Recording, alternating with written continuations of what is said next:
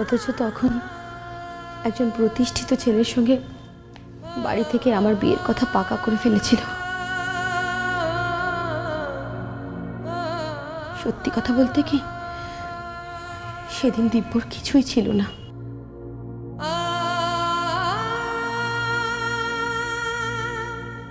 না নাম, না যশ, না বিত্ত, কিচ্ছু না। আমিও কিন্তু দিব্য ভবিষ্যতে টাকা কামাবে এই ভরসায় ওকে বিয়ে করিনি।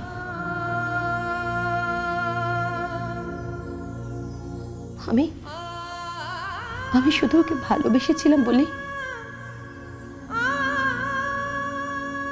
আসলে দিব্যর বড় হওয়া আর আমার বড় হওয়াটা কোনোদিন মেলেনি।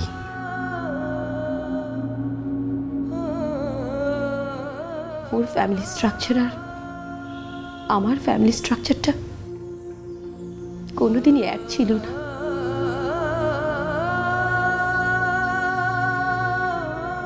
আমি দিব্যকে কাজলডাঙ্গায় ফেলে রাখতে চাইনি।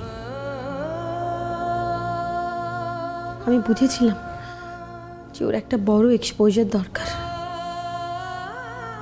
না হলে ও কোনোদিনই আজকের দিব্য হয়ে উঠতে পারতো না।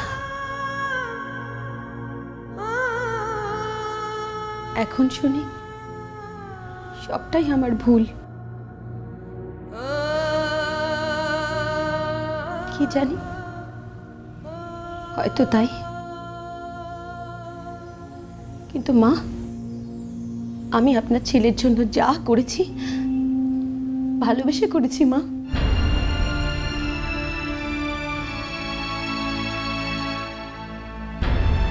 তারপর যখন দিব্যর সবে নাম হতে শুরু করলো, তখনই পলাশমণির এই ঘটনাটা।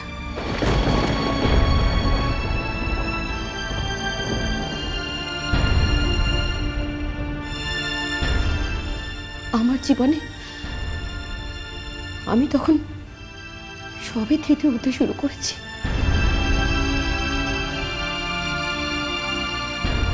দিব্যর সন্তানকে আমি বড় করছি, আর তখন এই ঘটনাটা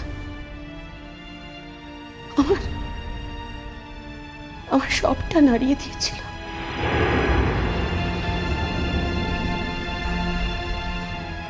আমি মনে মনে কোনো দিন একটা কথা মেনে নিতে পারিনি মা, যে দিব্য আমাকে ছাড়া আর কাউকে ভালোবাসতে পারে।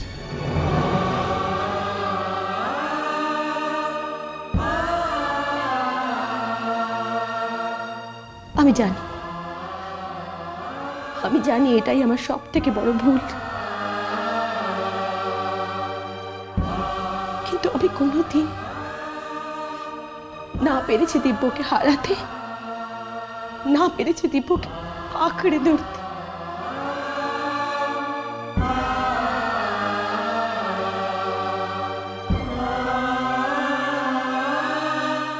আজ অন্তত একটা দিক পরিষ্কার হয়ে গেল।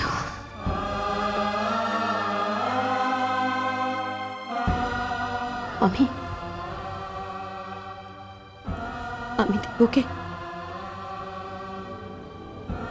চিরদিনের মতো মুক্তি দিয়ে দিলাম। মা, আবার সইটা করে ফেলো।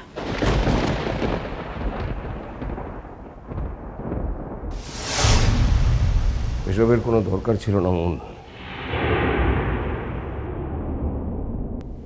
সবকিছুর জন্য তো আমি দায়ী। আমি সবকিছুর মূলে। কাজে আমি মানুষটা চলে গেলেই তো সব সমস্যার সমাধান হয়ে যেত। যাকে কখনো নিজের স্ত্রী বলে অ্যাকসেপ্টই করতে পারোনি, তার সঙ্গে সমস্ত সম্পর্ক চুকিয়ে দিতে অসুবিধাটা কোথায় আমি তো বুঝতে পারছি না। নিজের স্ত্রী হিসেবে যদি মেনে নিতে নাই পারতাম, তাহলে কি এতগুলো বছর একসঙ্গে থাকতে পারতাম? জীবনে আরেকজন নারীর অস্তিত্ব থাকলেই কি নিজের স্ত্রীকে অস্বীকার করা যায়? এত বড় জীবনে চলার পথে কারোর কারোর জীবনে আরেকজন মানুষের অস্তিত্ব, মানে আরেকজন মানুষ তো দাগ কেটে রেখে যেতেই পারে। সেটা কি খুব অস্বাভাবিক মন, খুব খুব অপরাধ? বাপি, নিজের বাবা মায়ের এই নির্জন গোপন জায়গাগুলো নিয়ে আলোচনা করতে সব সন্তান স্বাচ্ছন্দ্যবোধ নাও করতে পারে।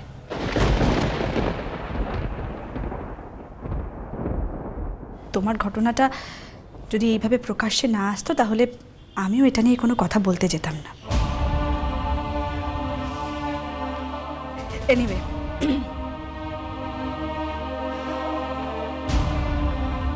অনেক কথা হয়ে যাচ্ছে, এবার ফাইনালি ঠিক করো কি করবে। আমি তো ফাইনাল করেই ফেলেছি মা। ধ্রুব, এখানে সই করব? যা করছো সেটা নিজের মন থেকে করছো তো ফাইনালি? হ্যাঁ মন, তোমার বাপিকে আর ট্র্যাজিক লাইফ কাটাতে হবে না।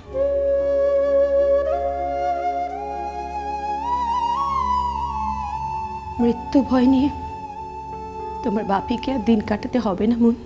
বৌমা, রাগ বা অভিমানে এমন কিছু করো না যাতে বাকি জীবনে। না মা, আপনার ছেলের ওপর আমার আর কোনো রাগ, কোনো অভিমান নেই। আমার জীবনে নতুন করে পস্তানোর আর কিচ্ছু নেই মা, কিচ্ছু নেই।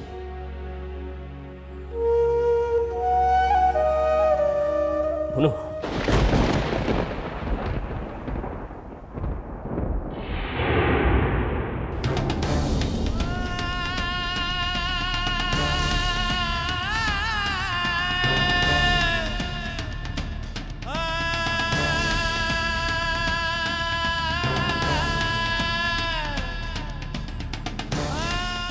সেটা করো না, করো না।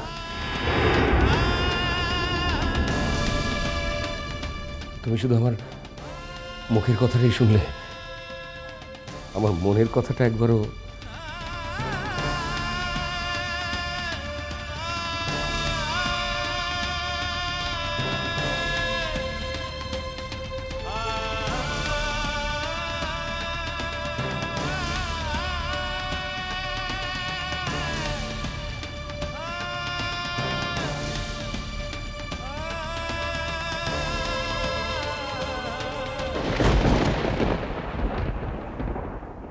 লিখিনি।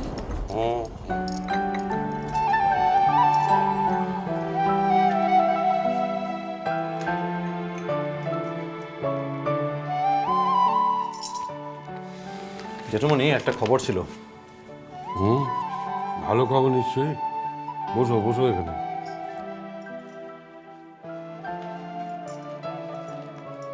হ্যাঁ, খারাপ না। আরে করছি কি রে, বল না, তোর কি প্রমোশন হলো নাকি রে? কিরে, টাকা বেড়েছে নাকি? ও মা, তাহলে তো বেশ ভালো। আর সবটাই তো আমাদের বউয়ের পয়ে বলতে হবে, তাই না? তবে পৌঁছে আমাদের লক্ষ্মী, সে বিষয়ে তো কোনো সন্দেহ নেই, বলো দিদি ভাই। মিষ্টি কুটু মিষ্টি কুটু মিষ্টি কুটু।